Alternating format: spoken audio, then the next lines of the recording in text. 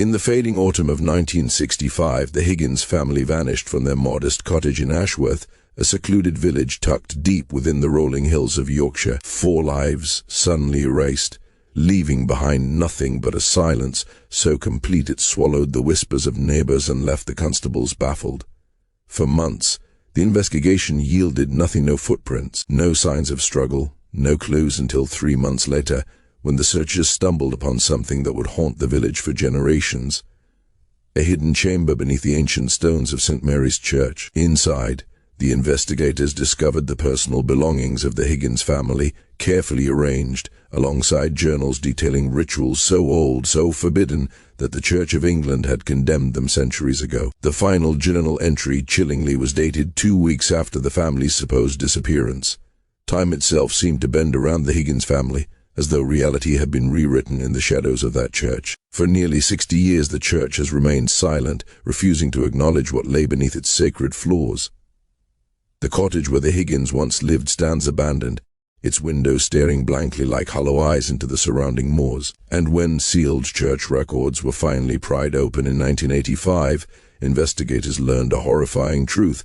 The Higgins family was not the first to vanish under these dark circumstances. Others had come before, lost to the same unseen hand, and their stories had been buried, locked away, forgotten by all but the stones themselves. Tonight, for the first time, the full account of what transpired in Ashworth will emerge, drawn from documents that have never before been released to the public, and testimony from the sole surviving witness who has broken 40 years of silence. This tale is not for the faint of heart. Only those who seek the deepest shadows, the truths authorities have tried to erase, should dare to listen. If you are one of the few willing to walk into the darkness, then let your curiosity guide you. Step now into the village of Ashworth, into the chilling autumn of 1965, where terror waited patiently in the quiet streets and beneath the hallowed floors of St. Mary's Church. Ashworth was a village out of time, a place where centuries pressed against every stone, where history whispered in the one that howled down from the moors. Its population barely reached 300, most families tracing their lineage back generations, their lives intertwined in a tapestry as dense and unyielding as the surrounding hills. At the heart of the village stood St. Mary's Church, a Norman edifice whose withered limestone tower pierced the sky, casting long shadows over the cottages below. Built in 1187 atop an older Saxon chapel, the church had always carried the weight of sacred history. Locals spoke in hushed tones of the land's sanctity long before Christianity claimed it, of rituals older than memory, of energies that lingered where human footsteps dared to tread. The autumn of that year brought an unusual chill, one that seeped into bones and hearts alike. Leaves turned early, blazing in crimsons and golds so vivid they seemed almost unnatural, and a fog began to creep into the valley at sunset, wrapping the ancient stones of St. Mary's like a living entity. Villagers reported disorientation in the thickening mist, the familiar pathways of the churchyard twisting and shifting as though guided by unseen hands. Even the bells, which had tolled for centuries, seemed altered. Their once familiar resonance deepened, vibrating through the air with a mournful intensity that made hearts shiver. Mrs. Agnes Beaton, who had lived next to the church for over 6 decades, claimed she sometimes heard them tolling beneath the ground, far from the tower, as though calling for something that had been lost or waiting to be claimed. Thomas Arthur Higgins was a man of routine, a clockwork existence that had defined him for 38 years. A postman by inheritance and habit, he moved through the village with precision, his steps measured, his leather satchel worn but polished, his 2 children in tow each morning on their way to school. Devout, yet pragmatic, Thomas served as a churchwarden at St. Mary's, a fixture of stability amid the rolling hills. His faith was a constant, steady as the Yorkshire landscape, and his disappearance struck the community with an incomprehensible weight. His wife, Eleanor Mary Higgins, still striking at 35, her beauty undimmed, had moved to Ashworth as a bride, carrying with her the hopes and fears of youth. Together, they were ordinary. A family as unremarkable as the village itself, until the extraordinary seized them. The cottage that once contained laughter, routine and mundane quarrels became a ghostly monument to absence. The air seemed heavier there, thick with a presence that could not be seen but could be felt in every corner, every creaking floorboard. Doors that once opened with ease now resisted, as if the house itself mourned the family's vanishing. Outside, the moors whispered with the wind, carrying secrets and perhaps warnings, their undulating hills cloaked in fog that seemed to rise from the earth itself. Within St. Mary's, the hidden chamber told a story no villager could have imagined. Personal effects arranged with meticulous care, journals penned with obsessive detail, and rituals documented in ink and fear painted a world beneath the veneer of faith. The entries hinted at powers both alluring and terrible, practices designed to call forth forces that had long been deemed heretical, dangerous, and forbidden. And through it all, the shadow of time bent unnaturally. The Higgins family, according to their own writings, continued beyond their disappearance, threading their lives into mysteries that defied explanation. What emerged in Ashworth was not merely a disappearance. It was a revelation of the invisible threads that tied the living to the forgotten, the natural to the supernatural, and the innocent to forces that hung in quiet anticipation beneath stone and soil. The village, its people, and the church itself became unwilling witnesses to a conspiracy of silence, a protection of secrets so profound that generations would pass without acknowledgement. Even now, the echoes of that autumn linger, woven into the fog and the bell tones, waiting for those daring enough to listen, to question, to see beyond the veil of ordinary life.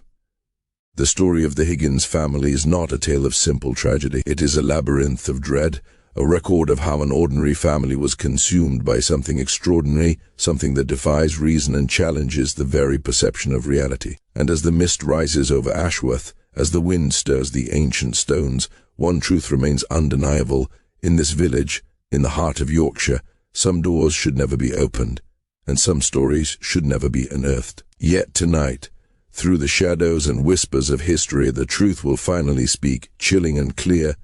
In the voice of gospel of the haunted, Elanina Mary Higgins moved through the cottage with a quiet precision, her hands arranging, sweeping, and tending to the home with a rhythm that mirrored the orderliness of her family. Yet beneath the surface of her calm diligence there lingered a restless spark, a curiosity that could not be tamed by the simple routines of village life. She was drawn to the stories of the past, to the hidden histories of Ashworth and the wider Yorkshire dales, spending long hours immersed in old manuscripts at the village library. Folklore fascinated her, the rituals, the rites, the remnants of beliefs long considered outdated or forbidden.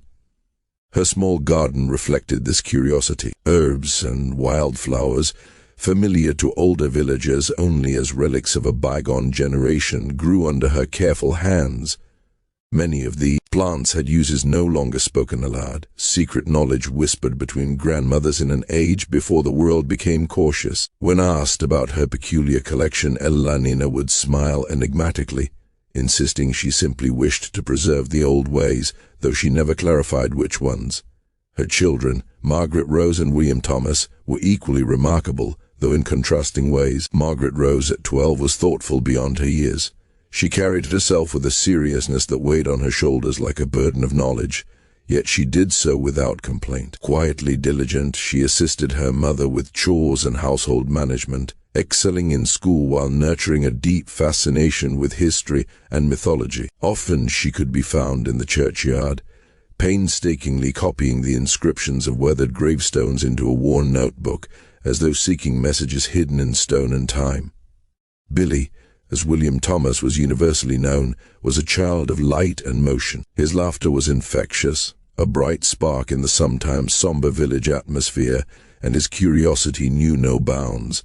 The church captured his imagination above all else, its carved gargoyles, stained glass windows, and hidden corners beckoning to him for hours on end. He drew constantly, filling notebook after notebook with sketches of Ashworth, the surrounding hills, and, as autumn deepened, increasingly unsettling images that perplexed his teachers. There was something in his drawings, some subconscious intuition, that hinted at knowledge beyond his years and awareness of forces invisible yet palpably near. Ashworth itself seemed unchanged on the surface. Market days continued in the small square beside St. Mary's, merchants arriving in cars rather than horse-drawn carts, and the Shepherd's Rest pub remained the unofficial heart of village life. The post office doubled as a general store, and the school guided children from their earliest years into adolescence. Yet beneath the veneer of pastoral calm, Ashworth carried secrets buried deep in its soil and stone. Generations of old families, Whitlocks, Carrs, Thorntons, and others had lived intertwined lives, passing down customs and knowledge along carefully maintained bloodlines. Outsiders rarely glimpsed these traditions, and even the village itself sometimes seemed unaware of how thickly the past clung to the present. Mrs. Margaret Thornton, the 70-something librarian, was both keeper of these secrets and guardian of forgotten knowledge. Her cottage overflowed with centuries-old manuscripts, some banned by the church, others hidden away as too dangerous or too revealing for general eyes. She was small, bird-like, her voice soft but insistent, and her mind ever vigilant, knowing everyone's movements and missteps long before the villagers themselves realized them. She had dedicated her life entirely to preserving the heritage of Ashworth, never marrying, never straying from the shadows of old truths that only she seemed capable of protecting. Dr. Edmund Carr, the village physician, was another link in the chain of ancient lineage. Having studied medicine in Edinburgh, he returned to Ashworth with knowledge both modern and arcane, blending contemporary practices with remedies and insights taught by his grandmother. His meticulous records extended beyond physical health, hinting at attention to spiritual well-being, though he never fully explained what that entailed. The very walls of his practice seemed to hum with an understanding of unseen forces, a quiet acknowledgement that not all illness was of the body. Among those who were not born into the old families, Sergeant Robert Henley stood out. Tasked with overseeing Ashworth, he was methodical and observant, yet even his skill could not penetrate the dense fabric of village secrecy. For 5 years, he had sought to understand Ashworth in its entirety, only to discover corners of life permanently hidden, knowledge deliberately shielded. Frustration gnawed at him, a steady awareness that some doors were locked not with keys but with generations of unspoken consent. Reverend Harold Whitmore, the priest of St. Mary's for more than 2 decades, embodied the village's darker undercurrents. Once a bright, reform-minded curate, he had transformed into a man of complexity and quiet menace, his study a repository of manuscripts, artifacts, and arcane texts that seemed incongruous with conventional Anglican doctrine. Tall and gaunt, his prematurely grey hair and piercing gaze suggested a man who looked through the world rather than at it. Over the years, his sermons had grown esoteric, filled with references to ancient truths and hidden knowledge, unsettling parishioners who could not grasp their meaning, while others from the old families nodded in secret comprehension. Whitmore's presence in Ashworth was magnetic, both revered and feared, a man who had glimpsed shadows others could not see and perhaps guided them.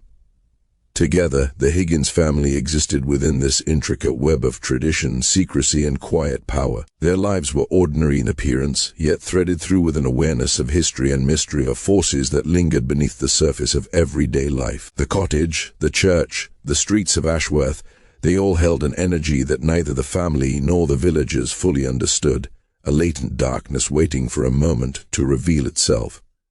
And in that waiting, in the fog-laden hills and the bell-tolling nights, a sense of inevitability stirred a whisper that some doors, some rituals, and some curiosities were meant to remain untouched, hidden in the shadowed heart of the Yorkshire dales, where even the bravest souls might tremble. In the weeks before the Higgins family vanished, subtle changes began to ripple through their lives, unnoticed at first by many, but undeniable to those who watched closely. Elena spent hours wandering in the churchyard at twilight, her silhouette bending and swaying in the fog that crept along the ancient stones. Thomas, usually precise and composed, began appearing distracted, his eyes distant, his manner tinged with unease. The children, once bright and lively, seemed to shrink inward, their laughter quieted, their gazes lingering on shadows that no one else could see. Mrs. Agnes Peaton, whose cottage shared a crumbling garden wall with the Higgins home, was the first to notice the change in Elena. In early October, she saw the younger woman slipping out into the night, carrying bundles of herbs, twisted vines, and other objects that shimmered strangely in the silver moonlight. When finally confronted, Elena's lips curved into a calm, knowing smile. "I'm tending to old traditions, Mrs. Peaton. Someone must keep the proper observances," she said.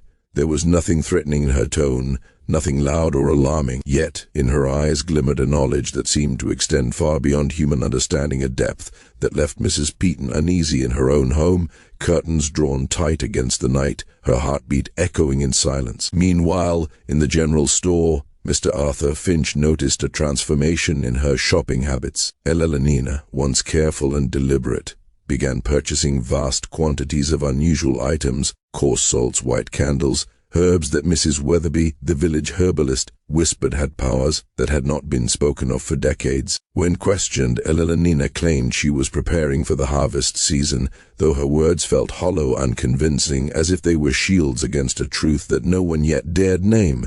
Finch accepted her explanation, though unease settled like a fog across his shoulders. Something about her purpose seemed ritualistic, deliberate, as if she were aligning herself with forces older than the village itself.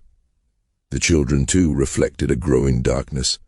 Margaret Rose, who had always been precocious and serious, began gazing longingly out of classroom windows, her attention pulled toward St. Mary's Church as if by an invisible thread. Her essays, once meticulous and precise, grew strange and cryptic, filled with references to ancient rites and forgotten knowledge that seemed far beyond the comprehension of a 12-year-old. Her teacher, Miss Sarah Collins, tried to reach her, but Margaret often responded as though roused from a dream, her voice quiet, distracted, and oddly solemn.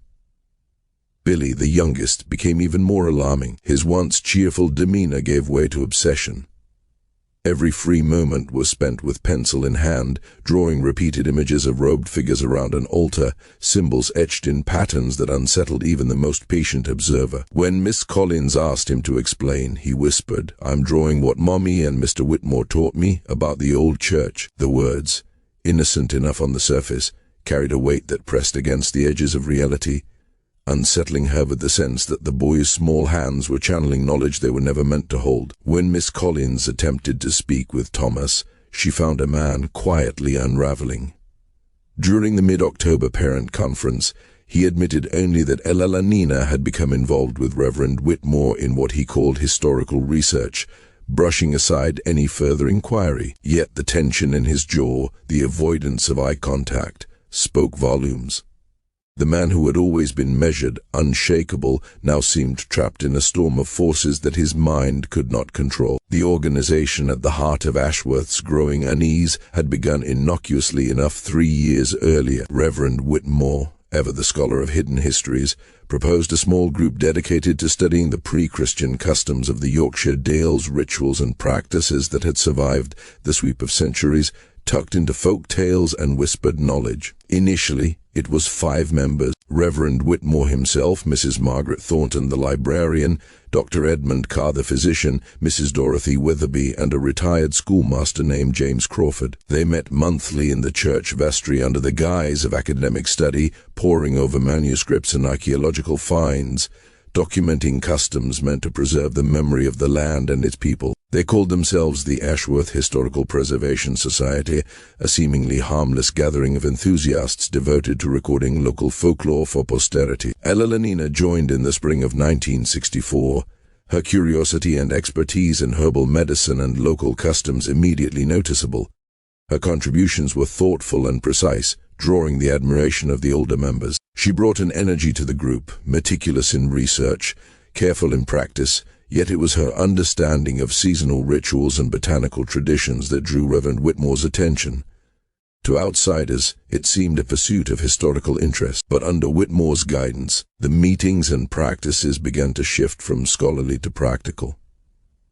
By 1963, what had started as study evolved into something else entirely. What were once harmless demonstrations of harvest rites, herbal preparation, and Celtic meditative exercises became increasingly complex, tinged with urgency and secrecy. Candles multiplied, herbs were measured and combined in strange configurations, and symbols once merely catalogued were enacted. The line between historical preservation and ritual practice blurred, and by October of 1965, the Higgins family had been drawn into a world that no outsider could fully comprehend, a world where the past reached forward into the living, where knowledge became power, and power carried an unspeakable price. And as the nights grew longer, the fog thicker, and the bells of St. Mary's tolled with a resonance that seemed almost alive, The transformation in the Higgins household became undeniable. The air around their cottage vibrated with purpose, and those who glimpsed it, the neighbors, the shopkeepers, the children's teachers, felt instinctive fear, as if the veil between ordinary life and the unimaginable had thinned just enough to reveal what should remain hidden. The village of Ashworth, its serene surface masking centuries of secrets, stood at the precipice of something dark and irreversible. And in that creeping darkness, the story of the Higgins family hurtled toward a fate that no one in the village could have foreseen. The vicar, Reverend Harold Whitmore, had convinced the members of the Historical Society that knowledge alone was insufficient. To truly grasp the essence of the ancient ways, one had to experience them, to step beyond intellectual understanding and into the rituals themselves. He spoke of wisdom that had been buried, hidden, and suppressed by the early church, knowledge that, if lost, left the soul unbalanced and the community vulnerable.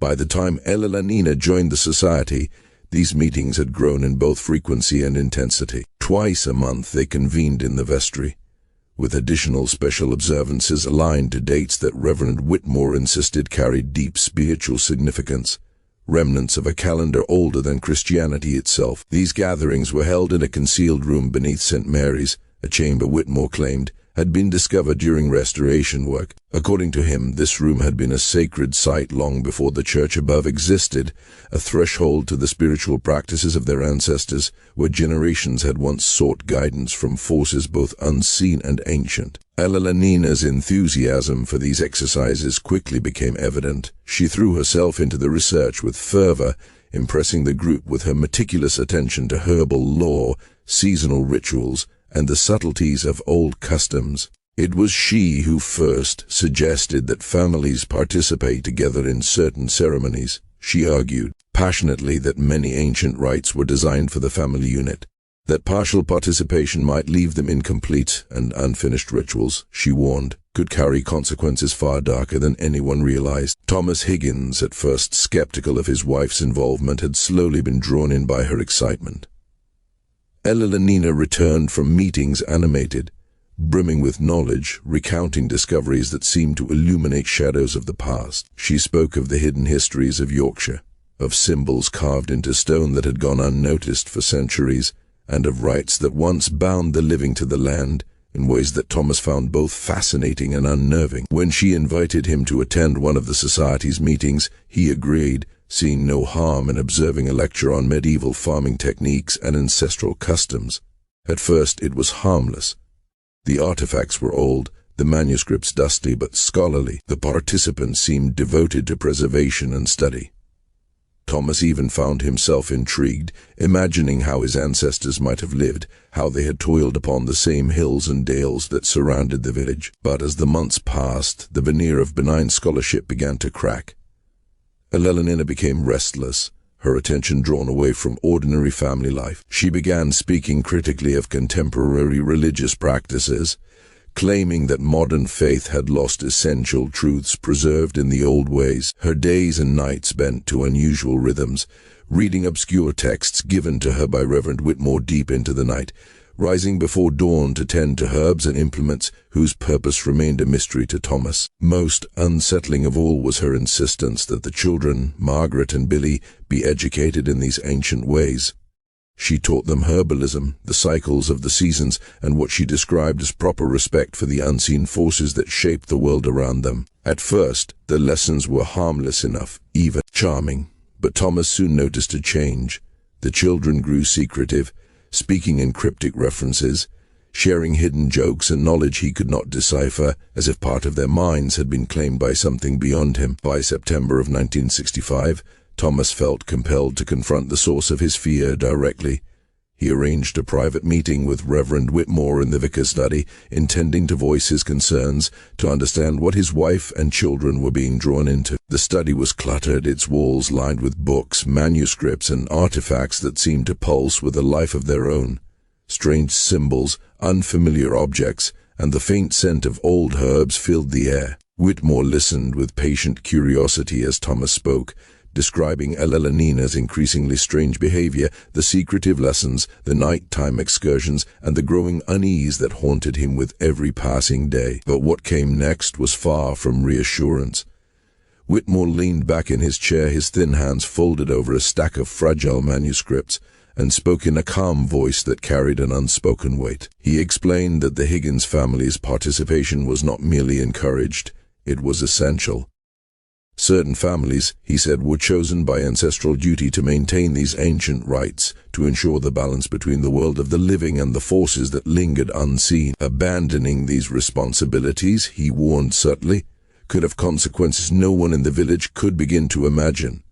Thomas left the meeting disoriented, a chill creeping into his chest. There had been no explicit threats, no promises of harm, yet the implication hung in the air like smoke, suffocating and persistent. October arrived with a creeping intensity. Ella Lenina's movements became more frequent and secretive, her excursions to the church nightly and her preparations ceaseless.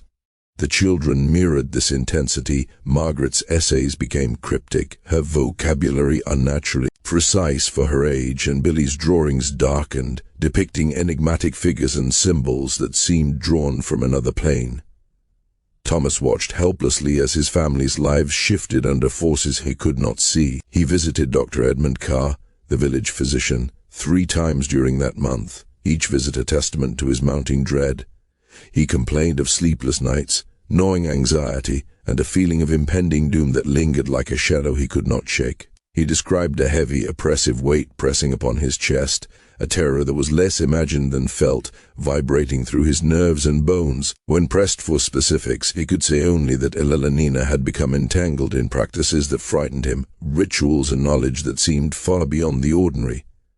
On October 25th, Thomas made what would be his final visit to Dr. Carr. His expression was hollow, his movements slowed by exhaustion, as if the energy had been drained from him over weeks of fear and uncertainty. The doctor noted the deep lines of strain etched into his face, the way his hands trembled as he recounted each disturbing event. Even then, neither man could know the full scope of what awaited the Higgins family, the final step in a descent into shadow that had begun quietly, but was about to explode into a reality so unimaginable that it would leave the village of Ashworth forever changed. Thomas Higgins was unraveling before anyone's eyes. His movements jittered, his speech rushed and fragmented, leaping from one topic to another with the intensity of a man teetering on the edge of reason. He spoke to Dr. Edmund Carr about obligations that could not be ignored, rituals that once begun demanded completion, and about forces older than any living soul. He asked, in a voice laced with desperation, whether there were treatments for what he called religious mania, whether the mind could be calmed when convinced it was receiving messages from realms unseen.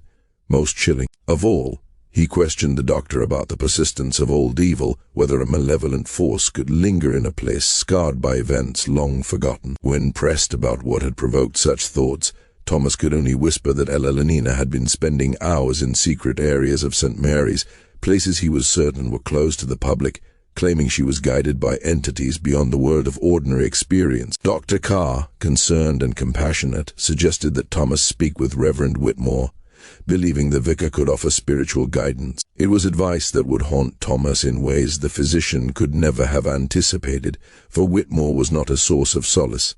He was the architect of the darkness that would soon envelop the Higgins family. The final week of October descended upon Ashworth with an almost tangible heaviness, and with it, the Higgins household began to transform in ways visible to all who knew them. Ella Lenina withdrew from social engagements, seen only when she traveled to the church, her movements deliberate, her expression unreadable.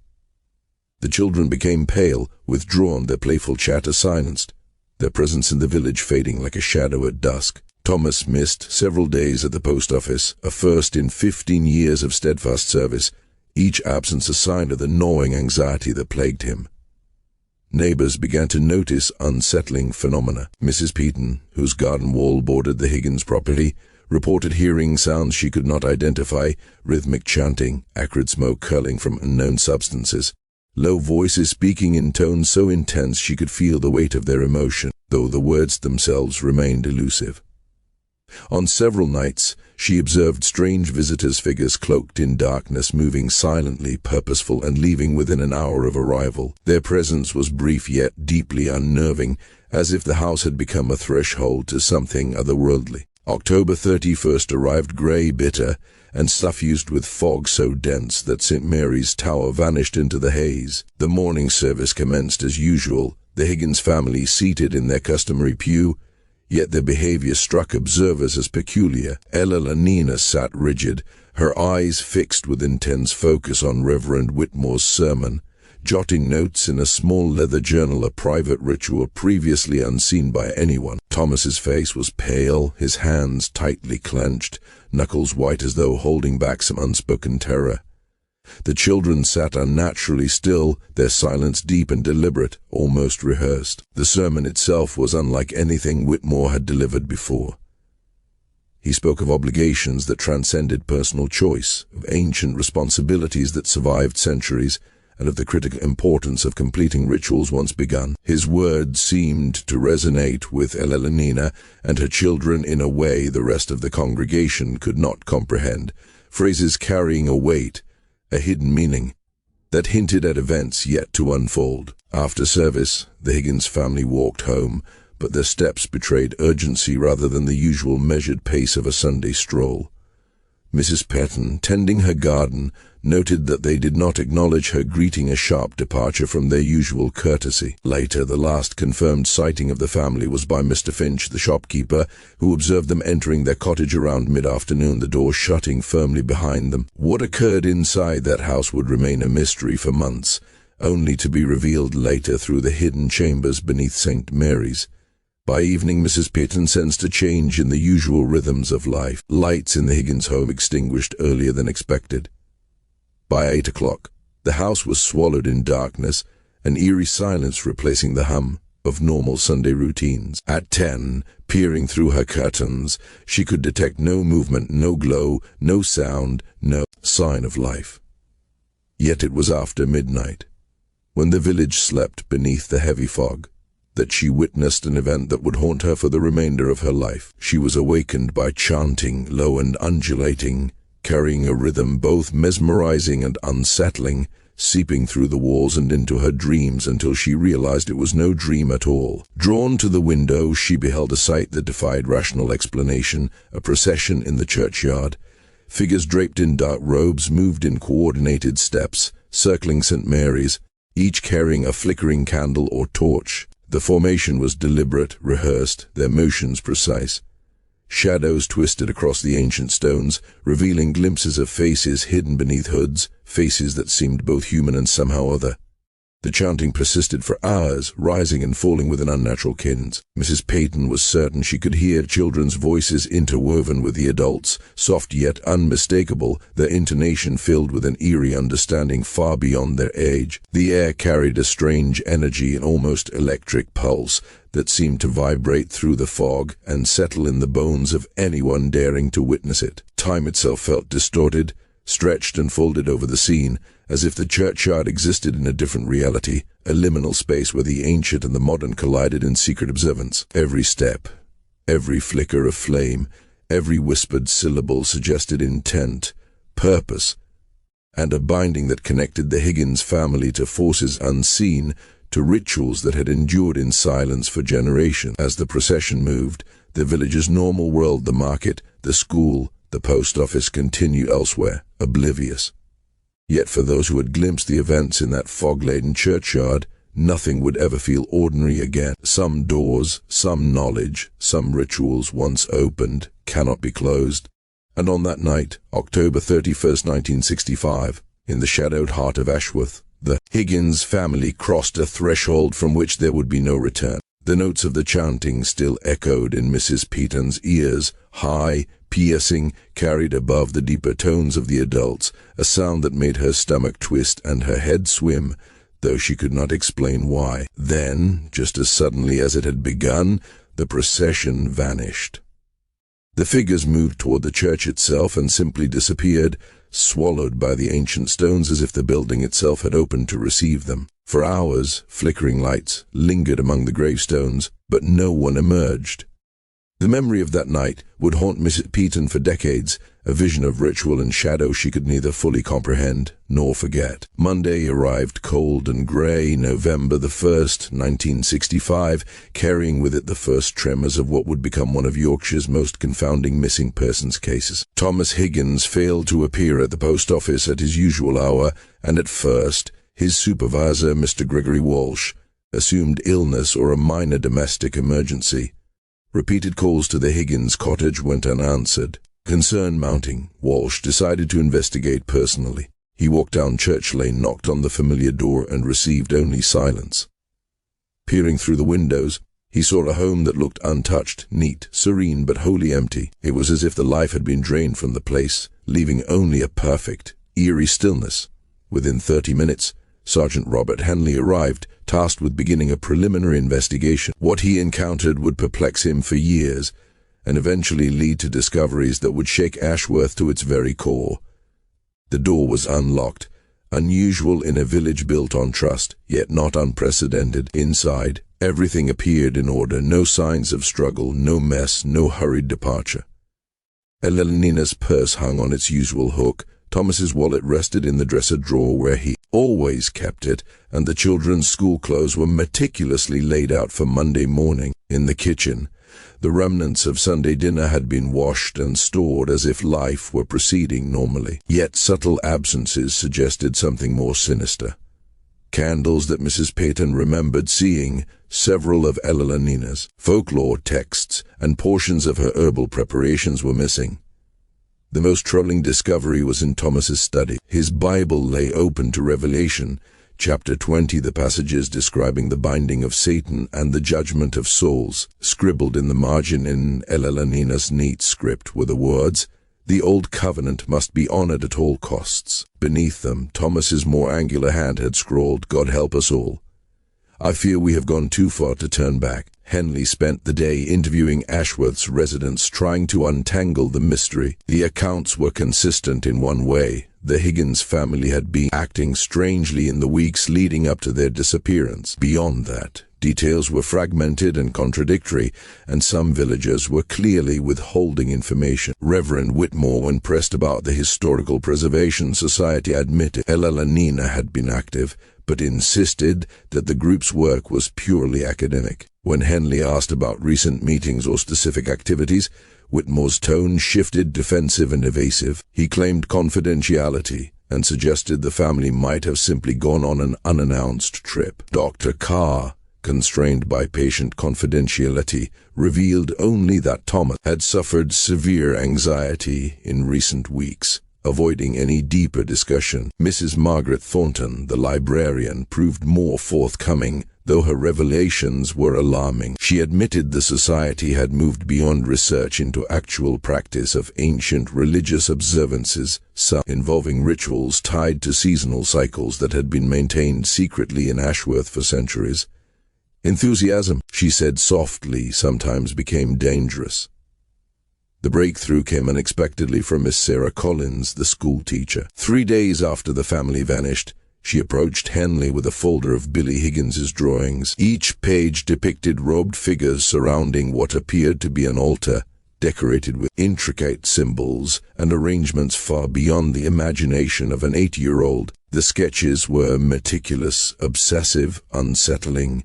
Margaret's essays accompanied them, meditations on forgotten customs, ancient wisdom, and the preservation of forces beyond ordinary understanding. Together, they painted a picture Henley could scarcely reconcile with the image of the cheerful, dutiful Higgins family he had known.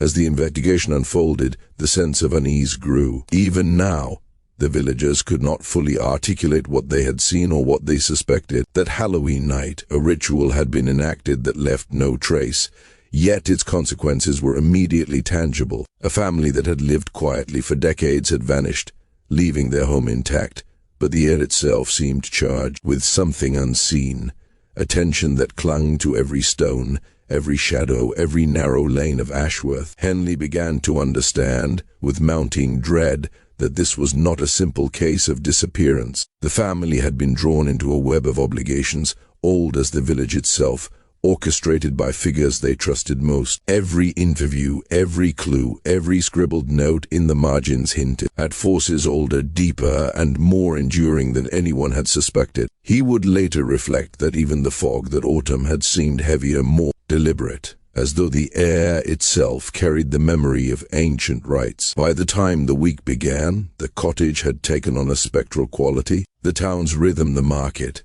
the school, the post office continued as if nothing had happened. Yet for anyone who had glimpsed the events that had unfolded, nothing could ever again feel ordinary. Candles burned low in the churchyard, texts vanished, children's drawings spoke of truths adults could not yet confront.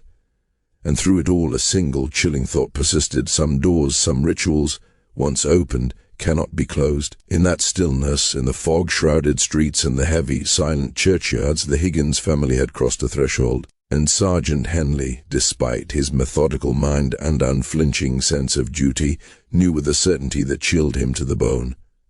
Whatever awaited them beyond the threshold had already begun to cast its shadow over Ashworth, and the consequences would echo for generations. The essays and drawings that Miss Collins had provided were unsettling in their clarity and sophistication.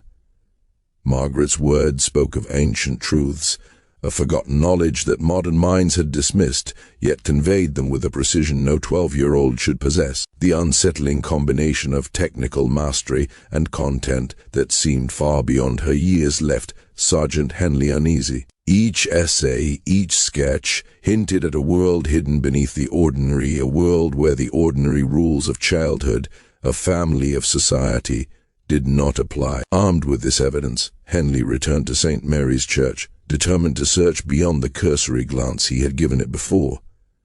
The building had always seemed solid, comforting in its stone and timber, yet something about it now felt off. He noticed subtle inconsistencies in the architecture he had previously ignored. Walls thicker than necessary, spaces that led nowhere, dimensions that did not match the visible layout. His trained eye detected patterns that whispered of secrets, and the whisper was confirmed when he discovered a section of stone behind the altar that was loose, carefully concealed to appear integral to the masonry. With a cautious hand, he dislodged the stones and revealed a narrow stairway carved directly into the living rock beneath the church. Darkness awaited him at the bottom, heavy and still, as though the earth itself were holding its breath. The chamber he discovered below was unlike anything Henley had encountered in 15 years of service. Roughly circular, it measured perhaps 30 feet across, walls inscribed with a mixture of Christian iconography and symbols older than memory. The floor, ancient and worn, was arranged in geometric patterns that drew the eye inexorably to a central altar, a massive block of black stone that predated the Norman foundations above by centuries. Its surface bore stains Henley dared not identify, surrounded by extinguished candles, bundles of dried herbs, and remnants of substances whose acrid metallic scent lingered in the air. Yet the true horror came in the evidence of human presence. Scattered carefully across the altar and floor were items that confirmed his worst fears.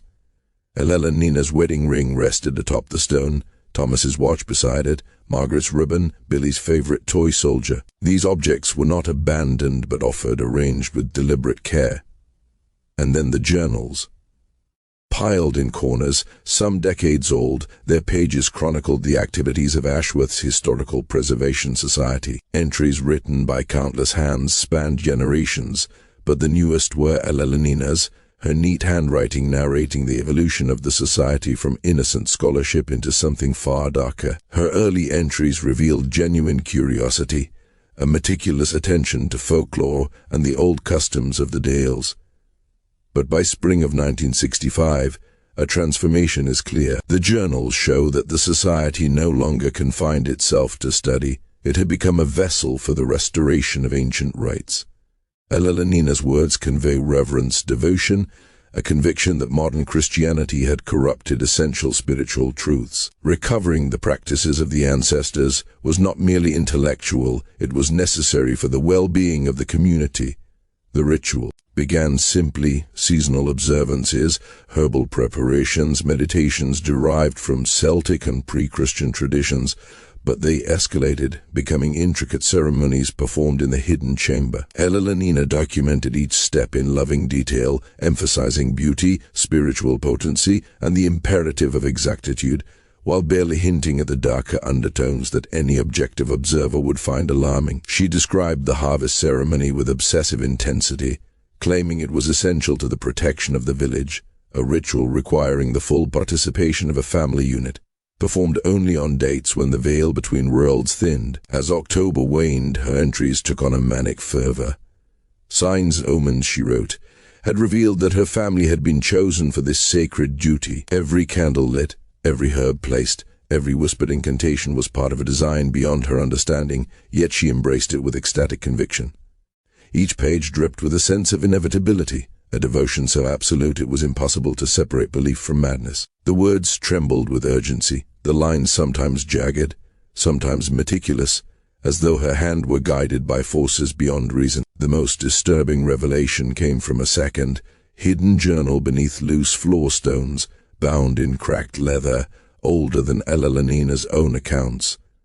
Multiple hands, spanning decades, had inscribed its pages, entries stretching back to the 1920s. Each page spoke of rituals conducted in secrecy, of ceremonies repeated across generations of Ashworth families. The society's practices were not a fleeting eccentricity of a few villagers, but a sustained, multi-generational obsession. Families had participated willingly or been persuaded, drawn into rites that promised power, protection, or understanding, and never fully returned. Henley leafed through these pages with a growing sense of dread. The text revealed a continuity of purpose, a deliberate passing down of knowledge, encoded warnings and instructions for the performance of rites that had been maintained for nearly half a century. Names, dates, offerings, procedural details, they were all here, a ledger of devotion, of obsession, of terror. The Higgins family's disappearance was not an isolated event.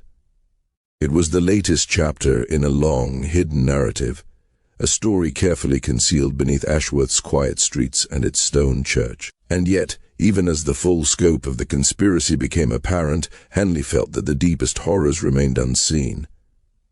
The journals hinted at thresholds crossed, doors opened, knowledge gained that demanded payment. Every ritual described promised protection, enlightenment, or the favor of unseen powers, but always with a caveat: abandon the path, and the consequences would be unthinkable. The Higgins family had gone too far to turn back, and the chamber itself seemed to vibrate with the weight of that inevitability. In that moment, Henley understood the magnitude of what he faced. This was no longer a missing persons case. This was the unearthing of a living, breathing network of ancient devotion, one in which the Higgins family had played their appointed role. The journals, the artifacts, the chamber itself all whispered of a past that had never truly ended. The shadows of Ashworth's history pressed in from every angle, and Sergeant Henley, methodical and disciplined, could feel the chill of centuries pressing down, a darkness that had claimed the village again and again, and now had claimed the Higgins family. And in that silence, beneath the church floor, among the remnants of candles, herbs, and blood-stained stone, one truth became undeniable: some knowledge is not meant for the living. Some doors, once opened, cannot be closed. And the shadows of Ashworth stretched onward, eternal, patient, and hungry. The earliest pages were not Whitmore's, but those of a man whose presence had long been erased from memory. Father Michael Blackwood, vicar of St. Mary's from 1919 until the shadow of his death fell in 1942 under circumstances never fully explained. His entries began with the language of curiosity and discovery, meticulous notes on his excavation of the underground chamber, sketches of symbols etched into stone, and careful cataloguing of artifacts that seemed to hum with history. Blackwood was educated, learned in archaeology and local law, a man who could make the past speak through paper and ink. Yet, even in those first writings, a subtle unease had begun to creep between the lines. By the mid-1920s, Blackwood's fascination had metastasized into something darker. The journal speaks of meditative communion with forces he claimed were present in the chamber, guiding him, instructing him, directing him toward rituals that would ensure the village's prosperity and protection. At first, the ceremonies were described with careful, almost scholarly detail, and exercise in historical imagination, he might have said. But the historian in Henley recognized a distortion, a human mind twisting reality to match secret desire. Each ritual became more elaborate, more exacting, requiring participants chosen not by heritage alone, but by Blackwood's shifting whims, a pattern of paranoia veiled in divine purpose. By 1928, the journal chronicled the formation of Blackwood's first coven-like circle of followers. Families whose names would echo decades later: Thorntons, Carrs, Weatherby swore obedience and secrecy. Blackwood convinced them that they belonged to an ancient bloodline, custodians of sacred knowledge, and that participation was both an honor and a necessity. The most horrifying passages detail what he called the ultimate sacrifice, ceremonies in which entire families were offered to ensure the continued protection of Ashworth. The Morrison family, newcomers from Scotland, became the first in October 1930. Blackwood's tone is disturbingly clinical, describing the deaths as if he were recording church ledgers rather than extinguishing lives. Henley, reading through the decades of entries, discerned a grim rhythm. Every few years, a family would vanish under the guise of spiritual elevation. Their selection was never arbitrary, targeting those whose absence would raise the fewest questions: newcomers, socially isolated or conveniently vulnerable. The Hartwells, the Spencers, the Dunbars all vanished with eerie precision, their cottages cleaned and reassigned, their possessions quietly dispersed. Explanations prepared for neighbors, immigration, relocation, the necessities of life. Blackwood's sudden death in 1942 left a brief pause, but no permanence.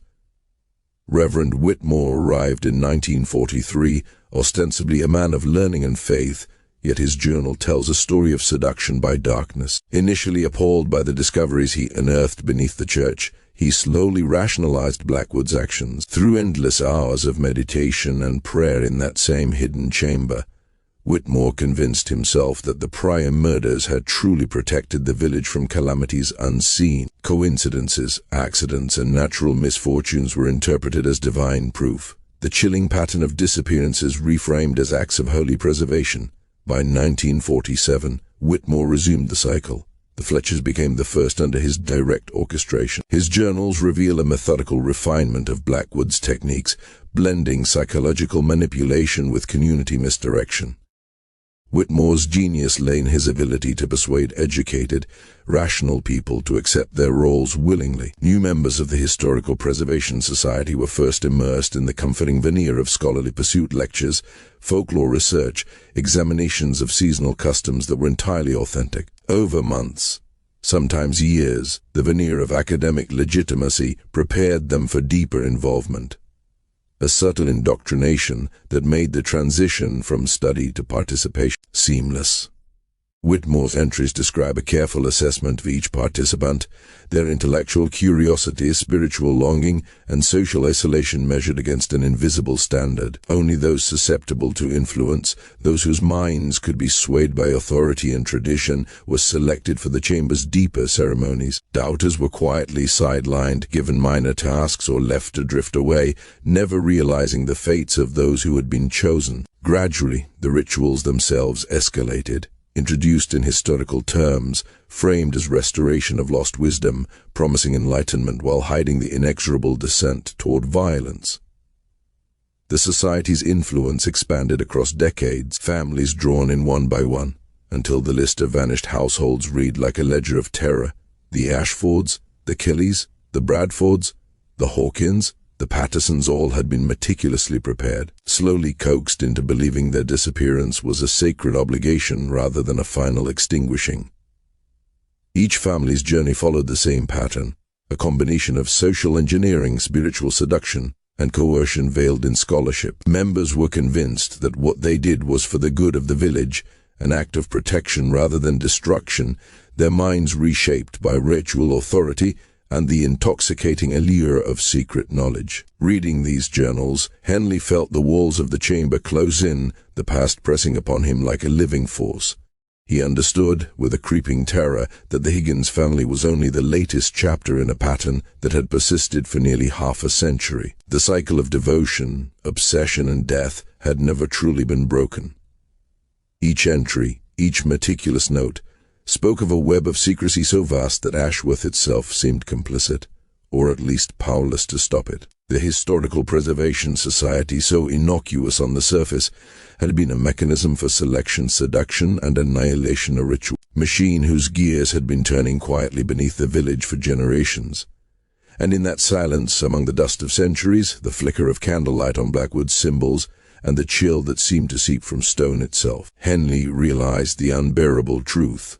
The line between faith and fanaticism, scholarship and obsession, had been obliterated. The shadows of Ashworth were patient and cunning, waiting, always waiting, for the next family, the next ritual, the next inevitable step in a cycle that would never end. The transition from innocent scholarship to unspeakable devotion was never abrupt. It unfolded with a chilling inevitability, invisible to those being drawn in until the moment it was far too late. Those who hesitated, who questioned, were gently guided away or quietly excluded.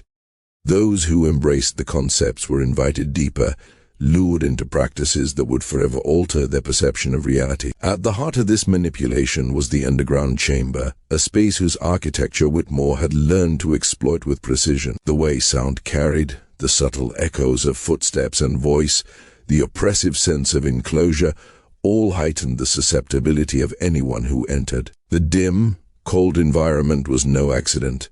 It was carefully curated to induce a state of receptiveness, a mind ready to bend under suggestion and the steady pressure of communal expectation. Whitmore layered his methods with what he termed spiritual preparation. Fasting, periods of isolation, hours of meditation in the chamber's shadowed corners, all were designed to erode critical thinking and foster dependence on the group for validation, emotional stability, and a sense of purpose. By the time a family was chosen for the harvest ceremony, they were no longer merely participants.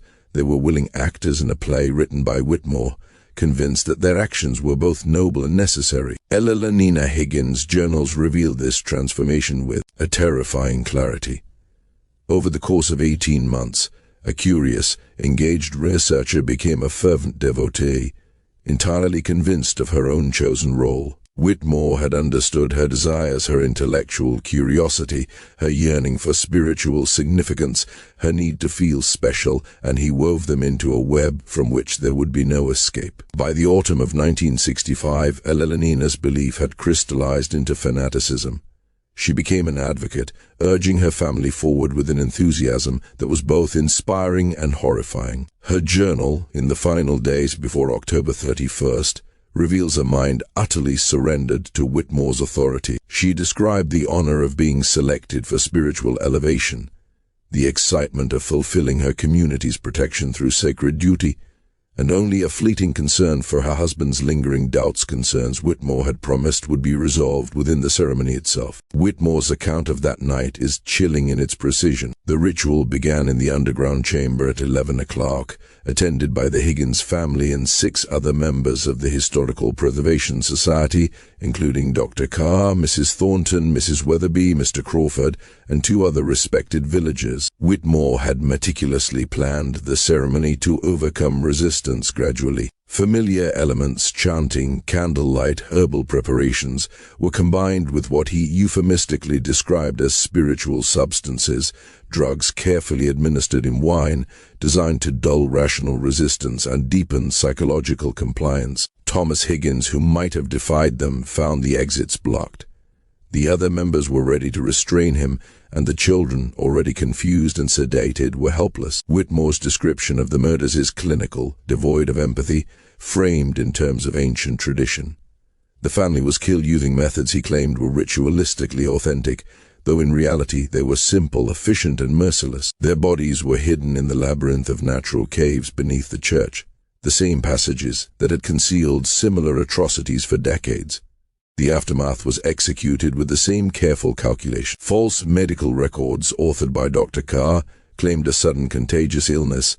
Mrs. Thornton spread the story of an urgent job relocation for Thomas. The family's belongings were dispersed or destroyed, valuables claimed by society members, everything else buried or burned. Their cottage was scrubbed clean, reassigned to new tenants within a week, and the village moved on, oblivious or complicit. Henley, piecing together the evidence, realized the scale of deception. The Historical Preservation Society was far more than a scholarly group. It was a machine of manipulation, indoctrination, and systematic murder, its influence extending beyond active participants to encompass a broader web of silence and fear. Villagers who might have suspected the truth chose self-preservation over morality.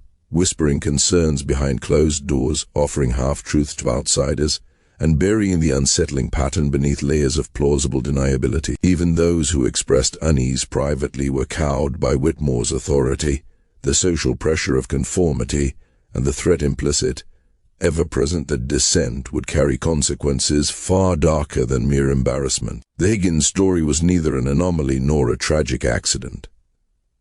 It was the culmination of decades of methodical indoctrination, a mechanism refined over generations. Families had been selected, seduced, and destroyed with terrifying regularity, their disappearances shrouded in the veneer of tradition, the illusion of noble duty. The line between faith and fanaticism, scholarship and obsession, had been entirely obliterated in Ashworth. What Henley uncovered in the journals made it clear. This was not merely the story of one family or one village. It was the story of a conspiracy that had endured for generations, quietly shaping lives, commanding obedience, and extinguishing resistance with horrifying precision. And in that realization, Henley understood the most chilling truth of all. The shadows of Ashworth were patient.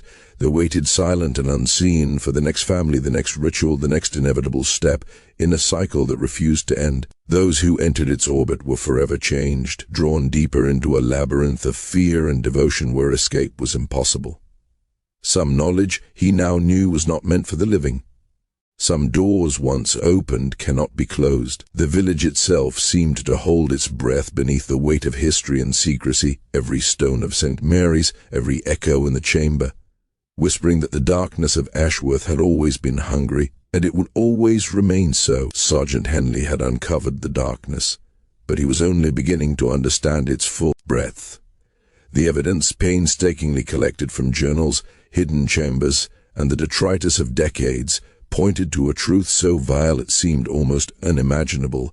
The horrors of Ashworth were not the work of a single madman, but a carefully orchestrated conspiracy, woven into the very fabric of the community. The people who should have protected the innocent had instead shielded the perpetrators, allowing ritualized murder to continue for generations, each act cloaked in the guise of spiritual duty and communal preservation. Armed with this knowledge, Henley faced the terrifying task of confronting living participants, some of them pillars of the village, whose respectability had long masked their complicity. At the top of his list was Dr. Edmund Carr, whose medical expertise had been exploited to provide false accounts of illness and death, masking the disappearance of entire families. When Henley presented Carr with the evidence journal entries detailing multiple murders, objects recovered from the underground chamber, eyewitness testimonies, the doctor's veneer of rationality cracked. His initial protests, insistence that the records were the product of delusion, fell away under the weight of incontrovertible proof. Carr's eventual confession revealed a chilling psychological mechanism.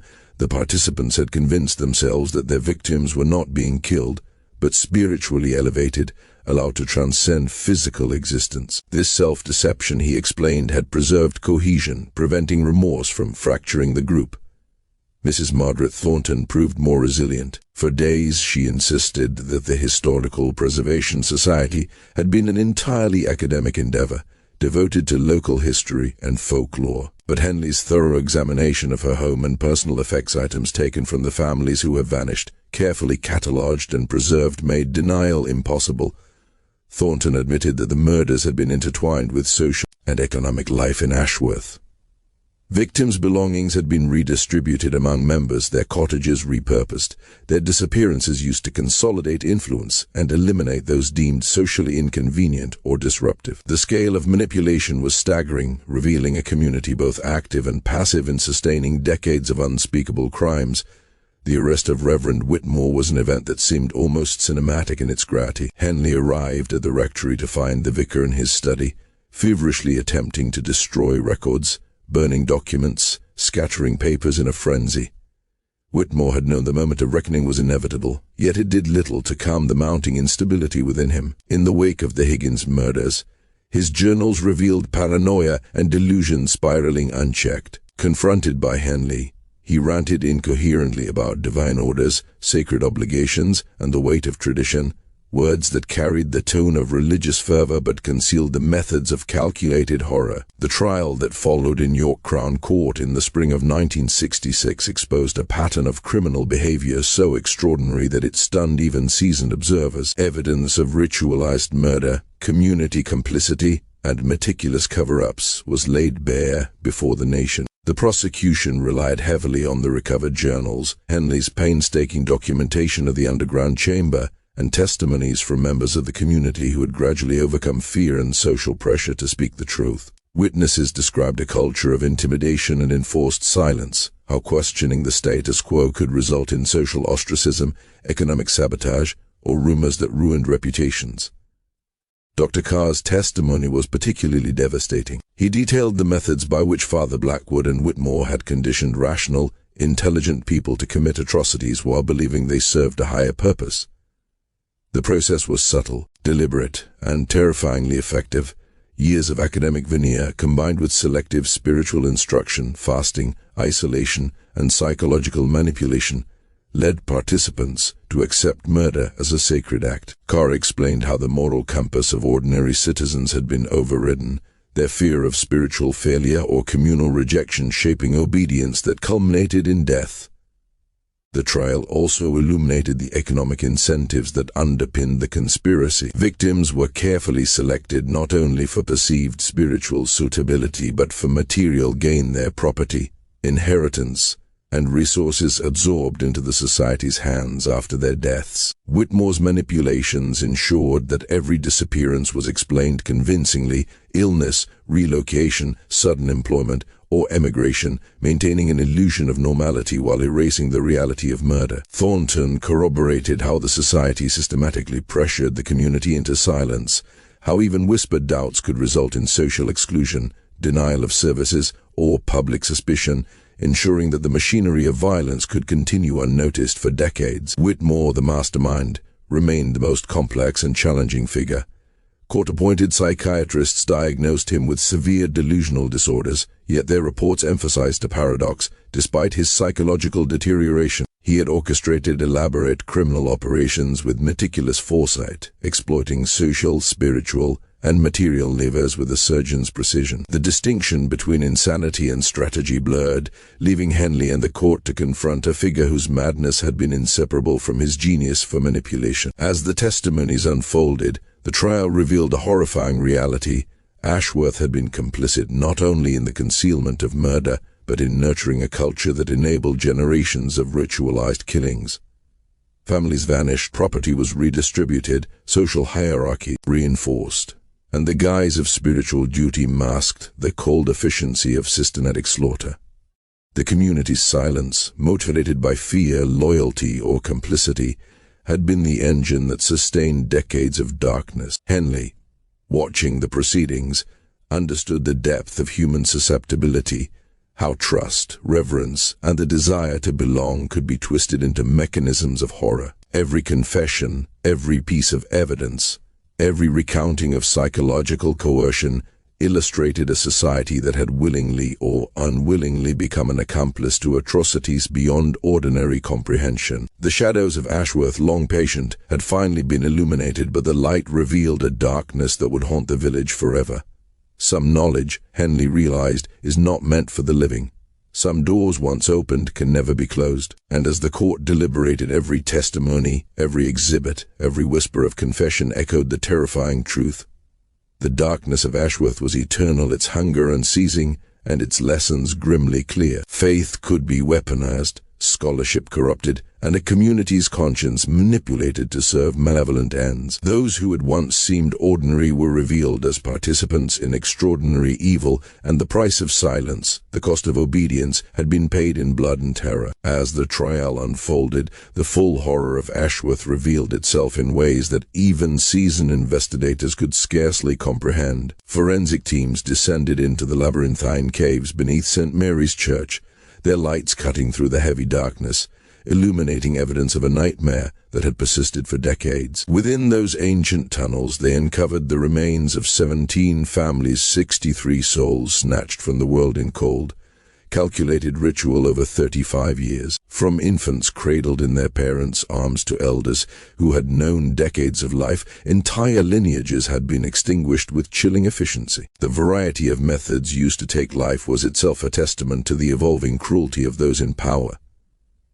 Father Blackwood had adhered to what he claimed were age-old sacrificial rites, elaborate and ceremonial, while Reverend Whitmore refined the process, stripping it of its inefficiency, seeking precision in execution, a clinical perfection that minimized risk and facilitated concealment. Evidence revealed that many victims had been sedated, their minds dulled by substances introduced under the guise of spiritual preparation, rendering resistance futile. And yet, the terror etched into the remains of children told a story no chemical could erase. A consciousness aware of impending doom, trembling in helpless awareness as forces they could not comprehend prepared to end their lives. These horrors extended beyond Ashworth's borders. Investigators traced patterns of suspicious disappearances in neighboring villages, all hinting at a network operating under the guise of historical or religious devotion, a shadowed cabal reaching into the wider Yorkshire countryside, turning faith into weapon, scholarship into facade, and ordinary villagers into instruments of death. The revelations shattered Ashworth itself. Survivors, long accustomed to whispers, uneasy suspicions, and hidden truths, were forced to confront the unbearable reality that the people they had trusted, the neighbors who had smiled, the doctors, the clergy, had participated, knowingly or through silent complicity, in a chain of atrocities. The psychological fallout was staggering. Adults wrestled with guilt for failing to intervene, even when they had suspected nothing more than vague irregularities. Children and young adults who had grown up among these hidden predators faced a world turned upside down. Authority figures once sacred had been desecrated in their eyes, and the innocence of community trust had been shattered. Nightmares haunted them, anxiety clawed at their thoughts, and the simple act of leaving the house became a confrontation with memory and terror. For some, the weight of the past required therapy lasting years. The invisible scars of having unknowingly walked alongside mass murderers etched deeply into psyche and soul. Institutional failure magnified the tragedy. Over the decades, authorities had received scattered reports of missing families, but patterns were ignored, dismissed, or misunderstood. The Church of England, with its hierarchical structure granting parish clergy significant autonomy, had unwittingly created the perfect environment for Blackwood and Whitmore to cultivate malevolent operations, hidden beneath layers of ritual and devotion. Law enforcement, constrained by rural assumptions that missing families had simply relocated for mundane reasons, failed to connect the dots until Henley's meticulous investigation illuminated the true scope. The medical and social services systems had been equally compromised. Dr. Carr, a trusted physician, had manipulated records, manufactured illnesses, and lent credibility to the carefully constructed alibis, ensuring that even professional oversight could not pierce the veil of deception. When the trial reached its zenith in the autumn of 1966, the courtroom became a theater of horror. The defendants, once respected figures, faced the full measure of their deeds. Reverend Whitmore, whose mind had unraveled under the weight of his crimes, was declared guilty but mentally ill, confined indefinitely in a secure psychiatric facility where the echoes of his delusions could harm no further. Dr. Carr, Mrs. Thornton, and 4 others received life sentences for their integral roles in the murders. Their hands stained with blood, their minds steeped in rationalizations and spiritualized lies that had allowed the atrocities to continue. Additional community members were convicted for their complicity, their silence, and their participation in cover-ups, receiving shorter sentences, yet the moral weight of their decisions, pressured by fear, conformity, and coercion, remained indelible. Testimony revealed an intricate web of psychological manipulation, showing how intelligent, rational, and otherwise moral people had been drawn into a system of ritualized slaughter. Whitmore and Blackwood's methods were gradual, insidious, and devastatingly effective. Families were slowly conditioned to accept the rituals as sacred duty. Social isolation, fasting, meditation, communal pressure, and the seductive language of history and spirituality eroded critical thinking, replacing moral clarity with blind obedience. The process was nearly flawless. By the time a family participated in the so-called harvest ceremony, They believed their own deaths would serve the greater good, that their sacrifice preserved the village, that compliance was a mark of divine favor. Economic and social incentives underpinned the spiritual rationale, intertwining practical gains with the illusion of nobility. Property, inheritances, and resources from victims were absorbed into the society's operations, ensuring the conspiracy's self-perpetuation. Those who questioned or resisted were isolated, socially sanctioned, or subjected to rumors designed to discredit and terrify them. In Ashworth, morality had been weaponized, trust corrupted, and devotion manipulated, leaving a community complicit, fearful, and haunted. As Henley reflected on the trial's conclusion, the scope of human malleability was laid bare before him. Ordinary citizens, neighbors, colleagues, and friends had become enablers of systematic murder. Faith had been twisted into control, knowledge into chains, and silence into a shield for evil. And yet, through conviction and exposure, some measure of justice had been restored. But Ashworth itself could never return to innocence. The scars of decades lingered in the stones of St. Mary's, in the memory of surviving villagers, and in the knowledge that evil, when cloaked in the familiar cap, endure unnoticed for generations. Some truths, Henley realized, are too heavy for ordinary hearts. Some doors, once opened, cannot be closed. The shadows of Ashworth, patient and cunning, had finally been illuminated, but the darkness remained, eternal, lingering, a quiet reminder that vigilance is the only defense against a human capacity for calculated horror. And in that revelation, every heartbeat in the village, every whispered memory, and every silent look between neighbors carried the weight of a history that would never be forgotten. The judge's words during sentencing carried a weight that few could bear, a recognition that while individuals must be held accountable for their actions, the horror in Ashworth had been woven through layers of social pressure, fear, and complicity. The financial assets of those convicted were seized, intended to compensate surviving relatives of the murdered families. Yet for many of the victims, there were no heirs, no distant kin to receive restitution, for these families had been chosen precisely because they were isolated, disconnected, invisible. In Ashworth, the absence of witnesses, the lack of external ties, had made their eradication effortless. The trial had stripped the village of innocence, leaving it hollow, and in the months that followed, it became impossible to live as though nothing had happened. Those not implicated in the crimes abandoned their homes, businesses shuttered, and centuries of community life unraveled almost overnight. St. Mary's Church, once a symbol of spiritual guidance, was deconsecrated and eventually demolished, a conscious effort to prevent morbid pilgrimage or misguided reverence for a site steeped in murder. Beneath the earth, the underground chamber, the birthplace of generations of terror, was sealed with concrete, buried beneath soil, grass planted atop it as if to hide what human hands had wrought. Yet even the most thorough efforts could not erase the memory of what had transpired. The cottages where families had lived, now forever tainted by the shadows of their final days, fell into disuse. The Higgins cottage, where Sergeant Henley's investigation had first unearthed the truth, remained empty for years, a silent witness, until its demolition in the early 1970s. The village school closed as enrollments dwindled, the post office shuttered permanently, and by 1970, fewer than 50 people remained to inhabit what had once been a bustling, tightly knit community of 300. Those who stayed were mostly elderly, unable to leave, or younger residents bound to property they could not sell, trapped by memories and circumstance alike. Ashworth became a ghost town, its roads fractured, potholes unchecked, gardens overgrown, and once pristine public spaces succumbing to decay. The very infrastructure seemed to mourn the absence of life and the weight of unspeakable acts committed in its midst. In its empty streets, the echoes of laughter, of ordinary community life, were replaced by a pervasive sense of vigilance, of unease, and of the invisible presence of generations of victims whose lives had been stolen beneath the stones of St. Mary's. The implications of the Ashworth case stretched far beyond its boundaries. Criminologists, psychologists, and sociologists dissected the events, searching for answers to an unnerving question.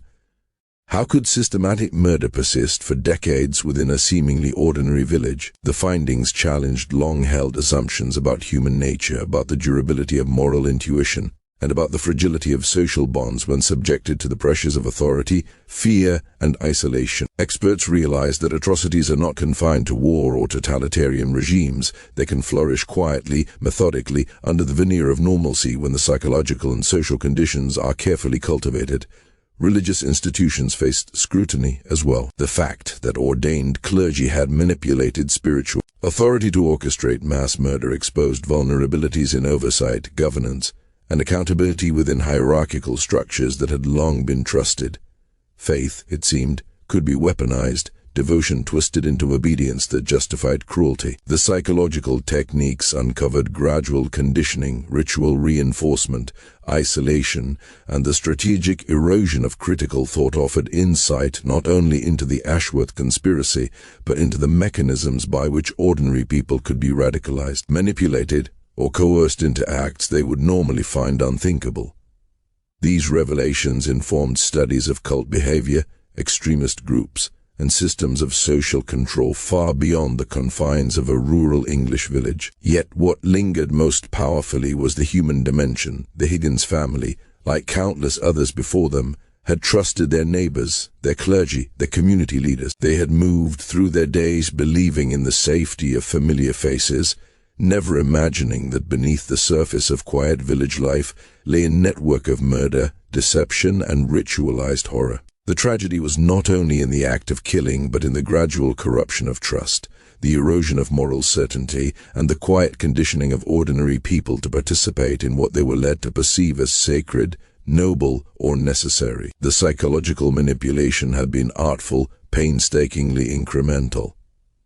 Families had been drawn in through intellectual curiosity, spiritual longing, and the subtle allure of belonging to something greater.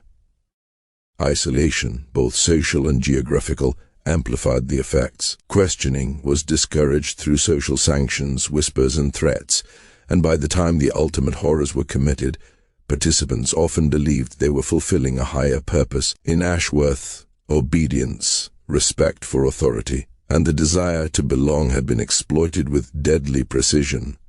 The aftermath of exposure left Ashworth hollowed, not merely physically, but morally and emotionally. Ordinary citizens who had participated, whether actively or through silent complicity, were forced to confront truths that could not be reconciled, that their neighbors, their peers, and perhaps even themselves had been capable of extraordinary evil. Ordinary people had become instruments of terror, capable of acts they might have thought unimaginable. The village itself, once a tapestry of shared life and trust, became a cautionary monument, its very stones whispering lessons about vigilance, skepticism, and the danger of surrendering critical thinking to charismatic authority. The Ashworth case reminds us that the most dangerous monsters are often not those who hide in shadows, but those who appear as ordinary, respected members of the community. It demonstrates how easily trust can be weaponized, how silence can become complicity, and how obedience can be twisted into justification for unspeakable acts. Faith and scholarship, loyalty and love all had been distorted, manipulated, and exploited in ways that left a trail of death, trauma, and lasting fear. The tragedy of Ashworth, and of the Higgins family in particular, endures as a warning. It shows us that isolation can amplify deception, that charismatic leaders can guide communities down paths of horror, and that critical thinking must never be surrendered. Even when the voices demanding compliance wear robes of respectability or speak in tones of tradition and spiritual authority. The case challenges us to examine the boundaries between trust and vigilance, devotion and fanaticism, obedience and morality. It forces the unsettling realization that ordinary people, when guided by false authority and sheltered from the broader world, can commit extraordinary evil without ever recognizing its full weight. And in the end, the shadows of Ashworth remain patient, cunning, and eternal. The stones of St. Mary's, the sealed chambers beneath the village, the abandoned cottages, and the memories of those who survived carry a silent testimony to the darkness that can fester when vigilance is abandoned. Some knowledge, Henley realized, is not meant for the living. Some doors, once opened, cannot be closed. And the greatest protection against such darkness is the willingness to ask hard questions, to doubt authority, and to refuse the comfort of lies. For in Ashworth, it was the quiet surrender to faith, tradition, and fear that allowed horror to bloom, and in that revelation the lessons echo, still, chilling, patient, and inescapable.